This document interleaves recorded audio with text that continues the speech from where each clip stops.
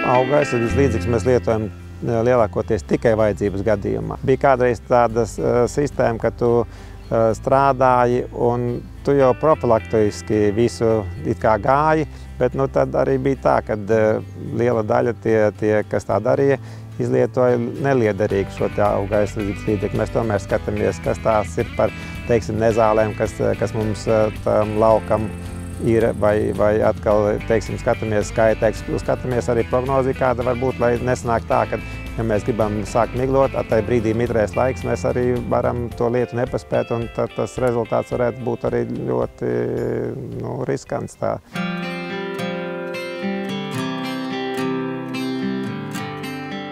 Lēmumu pieņemt vai miglot vai nē, mēs braucam uz katru konkrēto laukumu, pieņemam to lēmumu. Un mēs veicam šo te uzskaitu, lai redzētu, kāda fāze ir augam, ko drīkst tajā brīdī lietot. Un, lai nebūtu tā, ka mēs lietojam, kad teiksim, karences laiks vēl nebūs beidzies, un mums jāpļauj nost šie te graudi, un tu būs lietos kādu auga aizsardzības līdzekli, bet tev tas laiks vēl var ierobežot to pļaujas sākumu.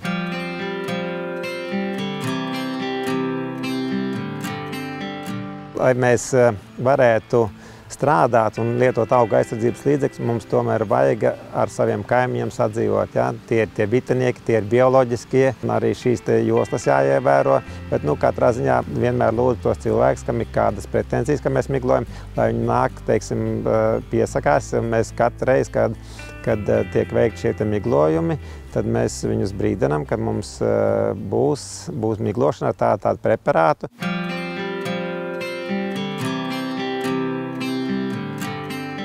Ja mēs esam pieņēmuši lēmumu, ka mēs miglosim, tad mēs iegādājamies visu šo auga aizsardzības līdzekļu, jo mums ir pašiem savu noliktava, kur mēs varam uzglabāt.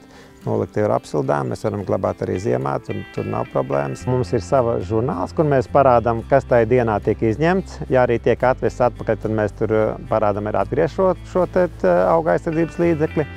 Un tad tam cilvēkam, tam saucamam operatoram, kas strādā, viņš veids pats savu uzskaitīt, un tālāk mēs no šiem te viņa pierakstiem mēs sarakstam lauka vēsturē, un tur arī viss tā mūsu uzskaita ir.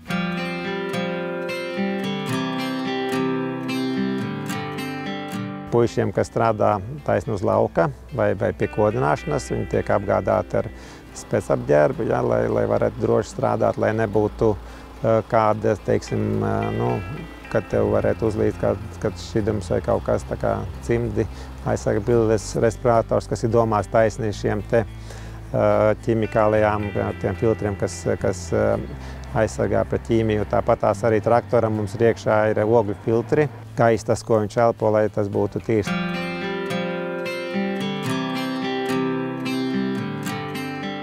Pēc jauniem noteikumiem jābūt ir šiem te operatoriem vai tiem cilvēkiem, kas strādā uz miglotāju, jābūt izgājušiem šiem te kursiem. Mums arī izgāja puikas kurs, un otrkārt ļoti izskaidrojuši arī informāciju uz katra auga aizsardzības līdzekļa marķējuma. Ja? Tur mēs redzam šīs te etiķetes, kas ir virsū, nevis tās reklāmas bukletiņos, ja? Bet uz šīm te etiķetēm, kas mums ir uz katras kāmniņas virsū, viņam ir paskaidrots arī viss šie aizsardzības līdzekļi, kā viņus lietot un cik viņš ir bīstams. Tas maksā naudu un mēs neliederīgi šos līdzekļus izlietot.